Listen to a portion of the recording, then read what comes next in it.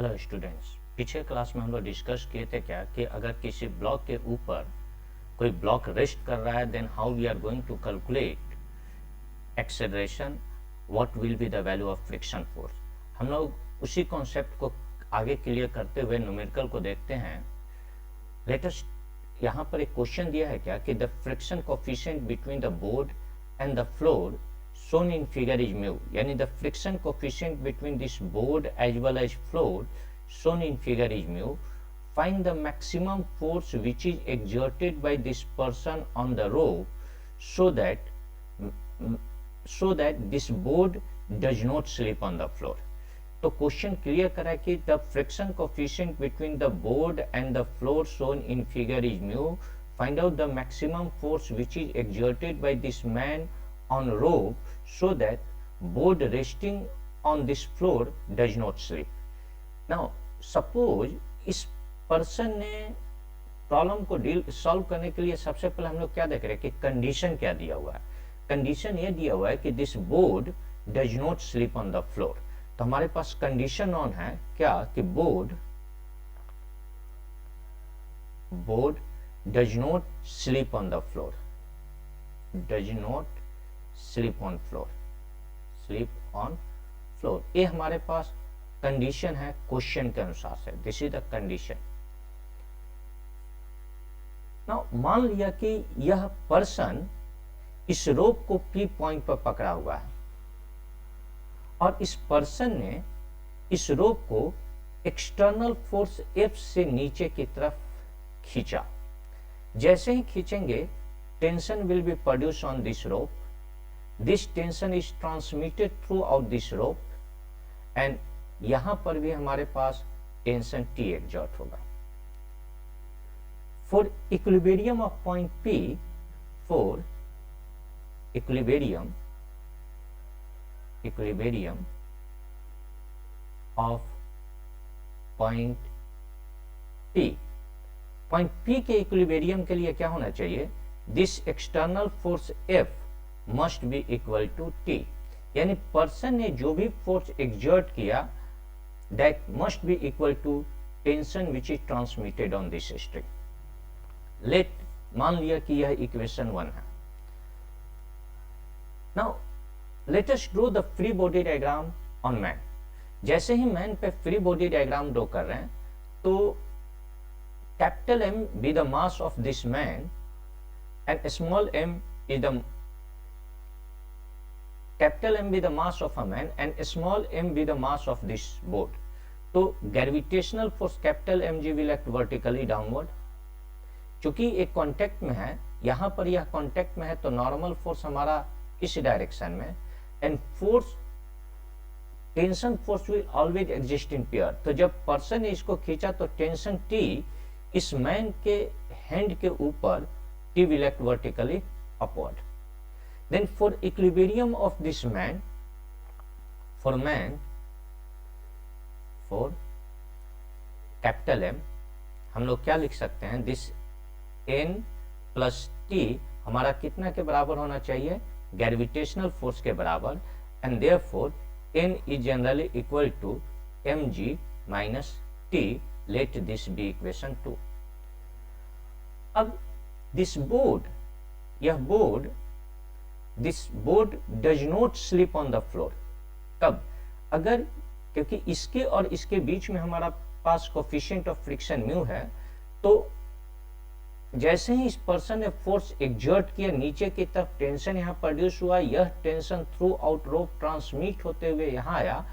Tension इस board के ऊपर इस डायरेक्शन में, अगर यह सरफेस स्मूथ होता तो इस टेंशन के कारण यह बोर्ड आगे की तरफ स्लिप करता, लेकिन सरफेस स्मूथ नहीं, रफ है, इसलिए इसके जस्ट अपोजिट डायरेक्शन में हमारा फ्रिक्शन फोर्स, यानी यह बोर्ड इस फ्लोर के ऊपर तभी नहीं स्लिप कर सकता है। Board does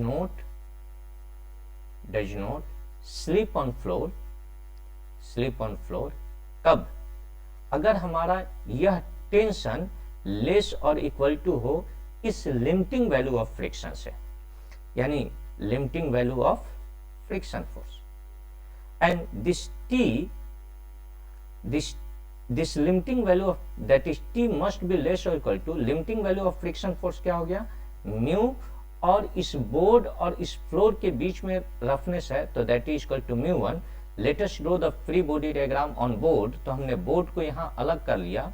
mass of the board is small m, तो ग्रेविटेशनल फोर्स mg हमारा नीचे की तरफ, इस सरफेस कांटेक्ट में है तो n1 ऊपर, और बोर्ड ने इस मैन के ऊपर नॉर्मल फोर्स ऊपर की तरफ एग्जर्ट किया है, तो ये भी पर्सन इस बोर्ड के ऊपर नॉर्मल फोर्स कौन सा एग्जर्ट करेगा, that is equal to n, जो मैं यहां नहीं यहां शो किया। And n1 is generally equal to, यहां से हम लोग लिख सकते हैं n1 is generally equal to n plus small m g, और यह n1 is generally equal to, यह स्मॉल n हमारे पास कितना है, दिस स्मॉल n हमारे पास mg माइनस टी के बराबर, तो mg minus T plus small mg, और इसे मैंने इक्वेशन थर्ड ले लिया। इक्वेशन थर्ड का वैल्यू यहां डालते हैं तो t इज लेस और इक्वल टू म्यू, और n1 का वैल्यू हमारे पास क्या है mg minus T plus small mg। t is less और equal to mu capital mg minus mu t, और म्यू से ये मल्टीप्लाई हुआ that is mu mg।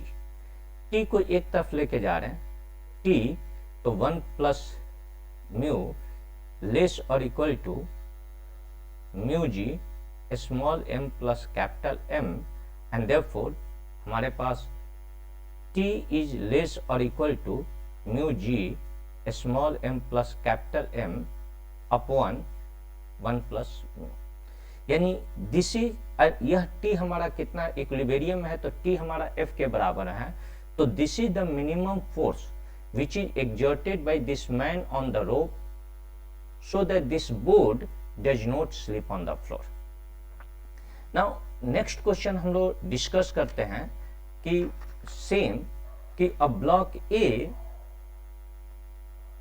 here we have a block A and B of mass 5 kg and 10 kg are placed as shown in figure. If the block A is pulled by 50 Newton force, find out the acceleration of A and well as B. सबसे पहले हम लोग check करेंगे क्या कि whether the block B A के ऊपर slip कर रहा है कि नहीं कर रहा है। तो let us स्टेप फर्स्ट में हम लोग क्या करते हैं, find out maximum value of friction force. हम ब्लॉक ए और ब्लॉक बी के बीच में maximum value of friction force calculate करते हैं, क्योंकि क्वेश्चन में दिया है कि हमारे पास दो ब्लॉक, एक ब्लॉक ए है और दूसरा बी है। ए का मास 5 kg एंड बी का मास 10 kg। अगर हमने ब्लॉक ए के ऊपर एक्सटर्नल फोर्स 50 न्यूटन को अप्लाई किया और ए और बी के बीच में कोफिशिएंट ऑफ फ्रिक्शन 0.5 है, जबकि बी और फ्लोर के बीच में 0.4 है, तो आप ये बताइए कि ब्लॉक ए और बी का एक्सेलरेशन क्या है। तो सबसे पहले आप ये चेक कीजिए कि whether the block B is slipping over block B और not, block A is slipping over block B और नॉट। तो स्टेप फर्स्ट में find out the maximum value of friction force between A and B. तो step first में find limiting friction, यानी maximum value of friction, that is limiting friction between A and B. पहला काम हम लोग ए और B के बीच में maximum value of friction force को निकालते हैं। तो लिमिटिंग हमने ब्लॉक 5 kg को अलग किया। अगर हम यह एक्सटर्नल, अगर यह सरफेस स्मूथ होता तो इस एक्सटर्नल फोर्स 50 न्यूटन के कारण यह ब्लॉक आगे की तरफ स्लाइड करता, लेकिन सरफेस स्मूथ नहीं, रफ है, and therefore friction force will act in this direction. और सबसे पहले इस लिमिटिंग फ्रिक्शन को देखते हैं। तो limiting friction FL1 is generally equal to mu1 into n1। mu1 का वैल्यू हमारे पास 5G यहाँ ग्रेविटेशनल फोर्स नीचे, इस सरफेस कांटेक्ट में है तो नॉर्मल इधर, और इसके बीच में हमारा कोफिशिएंट ऑफ फ्रिक्शन 0.5 है तो 0.5, और n1 का वैल्यू कितना के बराबर, that is equal to 5G।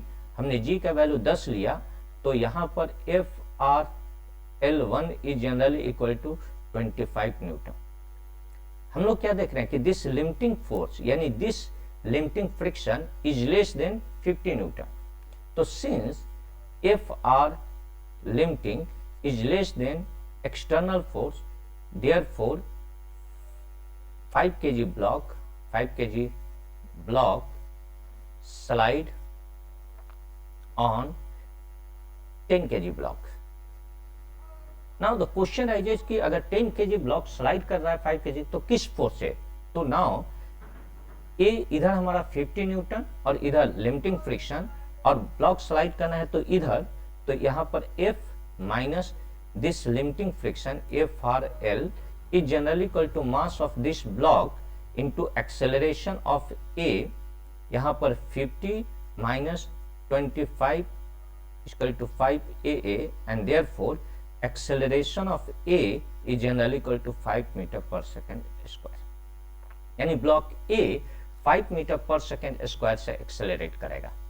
Now also find out step second में,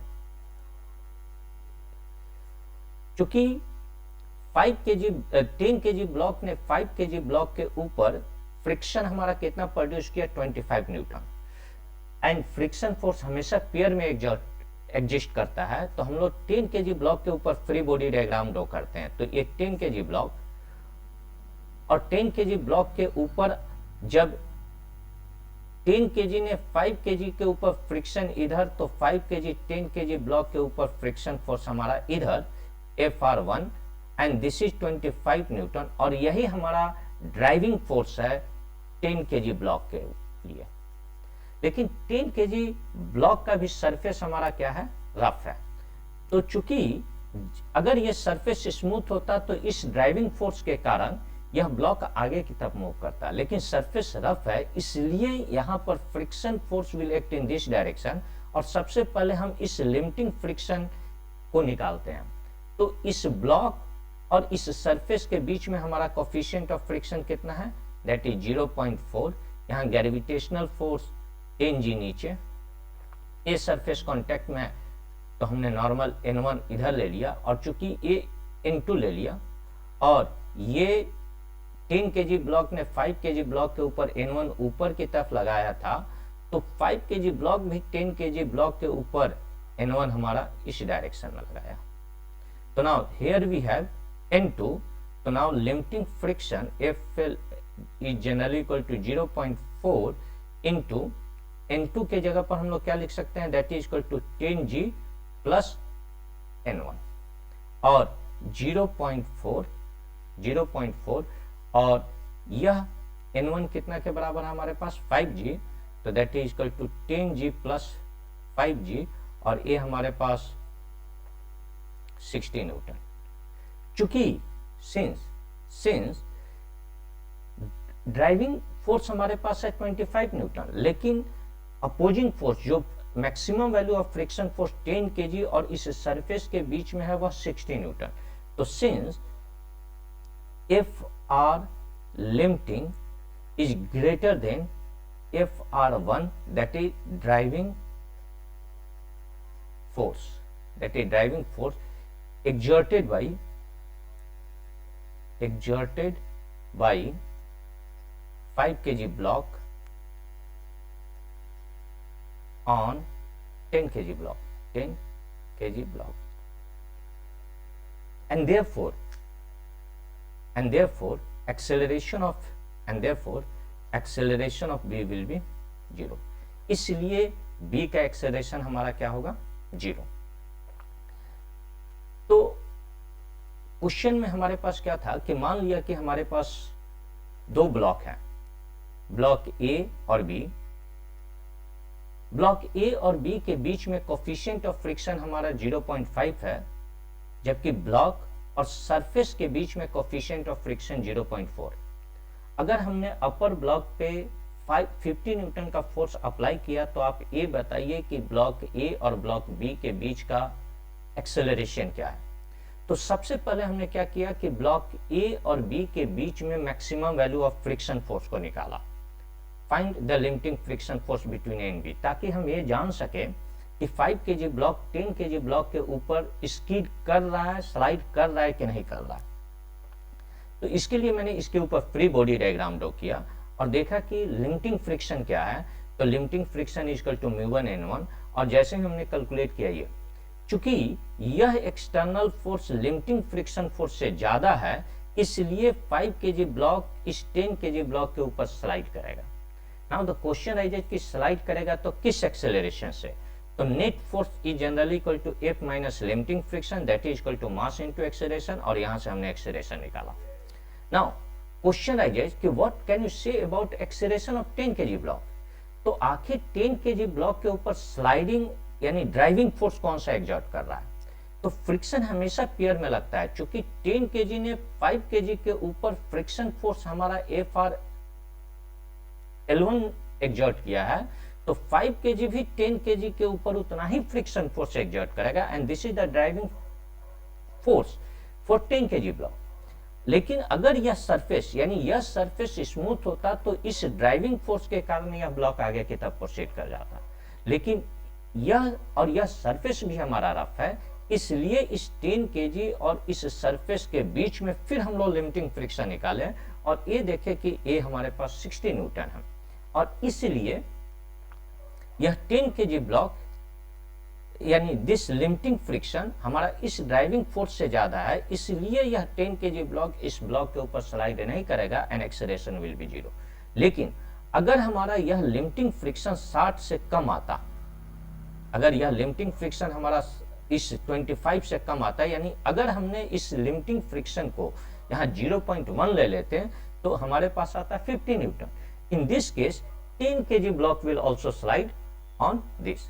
अगर जैसे ही अगर हम इस कोफिशिएंट ऑफ फ्रिक्शन इसके और इसके बीच के वैल्यू को हमने 0.1 ले लेते हैं, तो यह 10 kg ब्लॉक भी इस सरफेस के ऊपर स्लाइड करता है with net force, and net force will B 25 minus 10 और माइनस 15, और नेट फोर्स 10 से हमारा आगे की तरफ प्रोसीड करता है। यहीं पर मैं नोट में ले रहा हूं कि इफ यहीं पर अगर मैं नोट में ले रहा हूं कि इफ यानी इस ब्लॉक नोट में अगर हम लोग ये ले रहे हैं कि if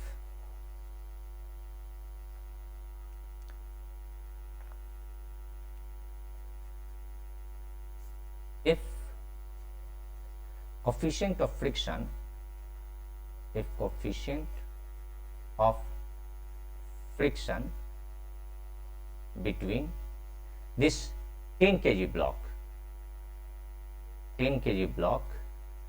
and surface 10 kg block and surface on which it is kept is 0.1, what will be the value of friction, what will be acceleration, इस केस में हमारा एक्सेलरेशन क्या होगा। तो सेम क्वेश्चन है, यानी ये हमारे पास 10 kg का ब्लॉक और यहाँ पर हमारे पास 5 kg का ब्लॉक, इसके बीच में हमने कोफिशिएंट ऑफ फ्रिक्शन 0.5 और अब हमने इसके बीच के कोफिशिएंट ऑफ फ्रिक्शन को रिप्लेस किया, जो पहले 0.4 था अब मैं 0.1 ले लिया, और ऊपर ब्लॉक के ऊपर ही यानी 5 kg ब्लॉक के ऊपर ही हमारा 50 न्यूटन का फोर्स एग्जर्ट हो रहा है। तो क्या देख रहे हैं कि 5 kg ब्लॉक के ऊपर इस डायरेक्शन में हमारा 50 न्यूटन फोर्स और इधर हमारा फ्रिक्शन फोर्स, और यह friction force FR1 that is limiting हमारे पास क्या आया था, that is equal to 25 newton. तो ये हमारे पास 25 न्यूटन, लेकिन जैसे ही हम लोग 10 kg ब्लॉक को ले रहे हैं तो ये 10 kg ब्लॉक और यह जो फ्रिक्शन है ये इस 10 kg ब्लॉक के लिए ड्राइविंग फ्रिक्शन फोर्स की तरह बिहेव कर रहा है, that is FR1, and this FR1 is generally equal to 25 newton. लेकिन अब इसके और इसके बीच का तो रफनेस हमने 0.1 ले लिया है, ठीक। तो अब यहां पर हम लोग क्या देख रहे हैं कि FR1 FR2 is generally equal to, चूंकि इस सरफेस स्मूथ होता तो इस फ्रिक्शन के कारण ये ब्लॉक आगे की तरफ जाता, लेकिन सरफेस स्मूथ नहीं रफ है, इसलिए friction force will act in this direction, that is FR2 and FR2 is generally equal to μ2 N2, और ये लिमिटिंग है, that is maximum value of limiting friction M2N। N2 हमारे पास कितना, तो 10G नीचे, यहाँ N2 ऊपर, और इसने N1 नीचे की तरफ एग्जर्ट किया, तो FR2 is generally equal to 0.1, N2 is generally equal to N1 plus 10G, और N1 हमारे पास कितना है 5G, that is N1 is generally equal to 5G। यहाँ पर हम लोग आसानी से देख सकते हैं, that is N1 here, N1 is generally equal to 5G, तो N1 is generally equal to 5G plus 10G, तो ये हमारे पास कितना आ गया, that is equal to 50 newton. अब इस बार हम लोग क्या देख रहे हैं कि ये हमारे पास फ्रिक्शन जो 25 न्यूटन था, ये ड्राइविंग फ्रिक्शन है 10 kg ब्लॉक के लिए, लेकिन ये FR1 driving friction force is greater than 50 newton, तो यहाँ FR limiting 1 is greater than FR limiting 2, यानी this is the driving friction, this is the driving force for 10 kg block. तो अब ये 10 kg ब्लॉक हमारा नेट फोर्स से आगे की तरफ बढ़ेगा, किस फोर्स से, तो that is FR limiting 1 minus FR limiting 2 is generally equal to 10 into acceleration of that is block B. ये हमारे पास 25 minus 15 equal to 10 AB, and therefore AB is generally equal to 1 metre per second square. तो जब हमने ऊपर की तरफ force exert किया, जब हमने ऊपर की तरफ यहाँ फोर्स एग्जर्ट किया, तो 50 न्यूटन, और इसके बीच में कोफिशिएंट ऑफ फ्रिक्शन 0.5 था, तो ब्लॉक ए का एक्सेलरेशन आपके पास 5 मीटर पर सेकेंड कैलकुलेट हम लोग किए थे। लेकिन जब इसके और इसके बीच का कोफिशिएंट ऑफ फ्रिक्शन हमारा 0.4 था इस ब्लॉक, और इसके बीच में कोफिशिएंट ऑफ फ्रिक्शन हमारा 0.5 था, तब हमने जब एक्सेलरेशन कैलकुलेट किया था तो दैट एक्सेलरेशन वाज जनरली 0। लेकिन जैसे ही मैंने इस ब्लॉक और इसके बीच में कोफिशिएंट ऑफ फ्रिक्शन हमने 0.1 लिया, तो इस केस में ए का एक्सेलरेशन हमारा क्या आ गया, 1 metre per second square. Now let us take another problem, एक दूसरे प्रॉब्लम को लेते हैं, and the situation is here, same है। नाउ यहां पर हमारा क्वेश्चन कह रहा है क्या कि इन गिवन फिगर MA यानी ब्लॉक ए का मास हमारा 1 kg और ब्लॉक बी का मास हमारे पास 2 kg, coefficient of friction between A and B is 0.2 and there is no friction between B as well as ground. The friction force exerted by A on B is, यानी A ने B के ऊपर कितना friction force exert किया। If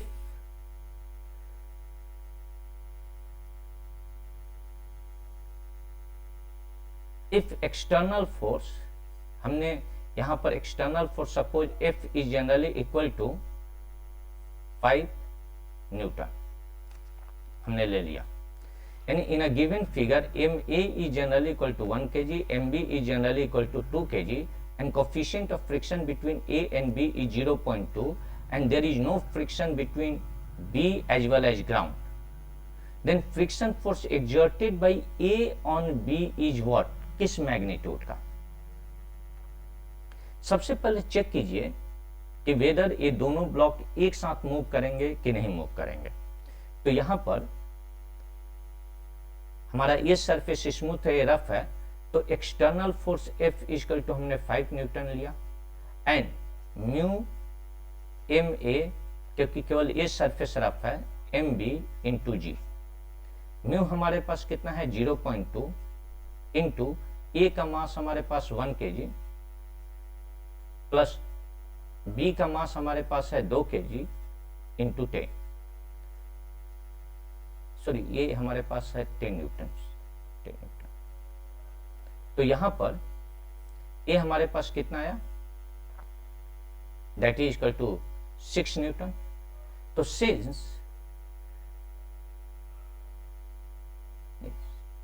नहीं ये 5 newton था, sorry 5 newton. तो since F is less than 6 Newton, that is equal to mu ma plus mb g, and therefore both block will move together। इसलिए दोनों ब्लॉक एक साथ मूव करेगा। चूंकि हमारे पास ये एक्सटर्नल फोर्स 5 न्यूटन है और इसके बीच में हमारा कोफिशिएंट ऑफ फ्रिक्शन 0.2 हमने कैलकुलेट किया, तो यह हमारा वैल्यू 6 आ रहा है, which is greater than this, and therefore this two block will move together. जैसे ही दोनों ब्लॉक एक साथ मूव करें, इमीडिएटली आप एक सिंगल बॉडी ट्रीट कर लीजिए। तो हमने एक सिंगल बॉडी ट्रीट किया, and that is of mass 1 + 2 that is equal to 3 kg। External force हमारे पास 5 न्यूटन, और चूंकि इसके बीच का रफनेस हाइड हो जाएगा, एंड देयरफॉर acceleration 5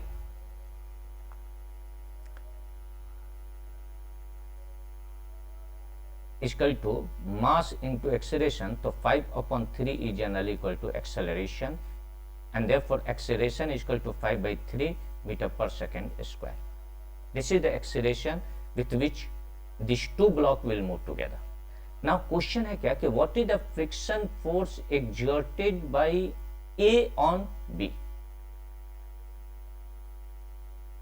तो latest draw free body diagram on A. तो हम ए को यहां से आइसोलेट करके अलग किए, और ए में आगे की तरफ मोशन कौन एग्जर्ट करेगा, that is equal to friction, और जो फ्रिक्शन बी ने ए के ऊपर लगाया वही ए बी के ऊपर लगाएगा, and this friction force is generally equal to mu into N. Friction force is equal to mass into acceleration, this is the acceleration, and friction force is generally equal to, ये mass आपके पास है हमारे पास कितना, that is equal to A का mass हमारे पास है 1 kg, and acceleration is equal to 5/3। तो friction force is equal to 5/3 newton. Now इस पर्टिकुलर क्वेश्चन में हम लोग एफ के वैल्यू को फिगर में दिया हुआ था, जो हम लोग यहाँ नोट नहीं कर पाए, जिसके कारण हमारे पास फ्रिक्शन का वैल्यू 5/3 आ रहा है, जो इस ऑप्शन से मैच नहीं कर रहा, क्योंकि यहाँ पर कुछ हमारे पास एक्सटर्नल फोर्स का वैल्यू था जो हमने लिया नहीं।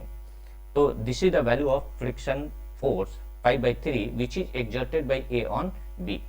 Now let us solve another problem, and that problem is as shown in figure. Now हमारे पास क्वेश्चन है क्या कि a block of weight 5 newton is pushed against a vertical wall. यानी एक ब्लॉक को, यानी ये हमारे पास क्वेश्चन है कि एक ब्लॉक है जिसको हमने वर्टिकल वॉल से 12 न्यूटन फोर्स से पुश कर रहे हैं, वेट दिया हुआ है हमारे पास, यानी gravitational force mg is generally equal to 5 newton. The coefficient of friction between the wall and the block is, यानी इस ब्लॉक और इस वॉल के बीच में हमारा कोफिशिएंट ऑफ फ्रिक्शन 0.6 दिया है। तो magnitude of the force exerted by the wall, यानी इस वॉल ने इस ब्लॉक के ऊपर कितना फोर्स एक्सर्ट किया, इस चीज को कैलकुलेट कीजिए। क्या वो 12 न्यूटन है, 5 न्यूटन है, कि 7.2 न्यूटन है, कि 30 न्यूटन है। तो क्वेश्चन है क्या कि एक 5 न्यूटन के वेट का कोई एक ब्लॉक है जिसे हम लोग 12 न्यूटन फोर्स से पुश कर रहे हैं। अगर इस वॉल और इस ब्लॉक के बीच में कोफिशिएंट ऑफ फ्रिक्शन 0.6 है, तो आप ये बताइए कि what is the magnitude of the force exerted by this wall on the block. तो चूंकि हमने इस ब्लॉक के ऊपर 12 न्यूटन का फोर्स इस डायरेक्शन में एक्सर्ट किया, अगर यह स्मूथ होता तो 5 न्यूटन फोर्स के कारण यह नीचे की तरफ स्लाइड करने लगता, लेकिन सरफेस स्मूथ नहीं, रफ है, इसलिए friction force will act in this direction. चूंकि ये और ये कांटेक्ट में है तो इसके ऊपर नॉर्मल फोर्स इधर. Now here for equilibrium of the block, for equilibrium of block in horizontal direction, in horizontal direction, हमारे पास क्या होना चाहिए, 12 newton must be equal to normal force that is n. Let this be equation 1. Maximum value of friction force, यहाँ limiting friction force निकालते हैं. Maximum value of limiting friction is equal to mu n, और mu का value हमारे पास दिया हुआ है दैट इज इक्वल टू 0.6. तो 0.6 into n is equal to 12, that is equal to mu 0.6 और n is generally equal to 12.